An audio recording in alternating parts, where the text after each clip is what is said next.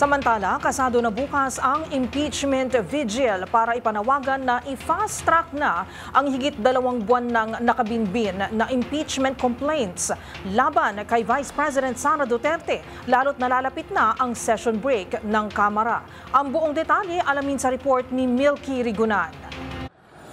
Last 2 minutes na bago ang session break kaya dapat aksyonan na ng Kamara ang 3 impeachment complaints na isinampa laban kay Vice President Sara Duterte. Magdaraos ng impeachment vigil bukas sa harap ng Batasan Pambansa Complex para bantayan kung usad ang naisampang reklamo laban sa pangalawang Pangulo. Bukas Miyerkules ang huling araw ng sesyon ng 2 kapulungan ng Kongreso para bigyang daan ang kampanya sa midterm elections. Ayon kay Renato Reyes ng Bayan, last 2 minutes na ang sesyon bago ang break. Hindi na dapat i-dribble pa ang impeachment, kundi ang kailangan ay fast break para madala ng articles of impeachment sa Senado dahil ito umano ang hiling ng taong bayan. Sobra na anya ang 2 buwan na paghihintay para mapanagot si VP Sara sa isyu ng mga questionableng paggastos ng pondo.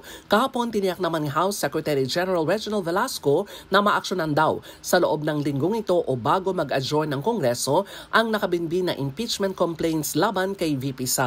Sa tanong naman na parang dinidribble o pinatatagal ang mga impeachment complaint, ang sagot ni Velasco, hindi siya marunong mag-dribble. Para sa MBC TV Network News, ako si Milky Rigunan, una sa Pilipinas, una sa Pilipino.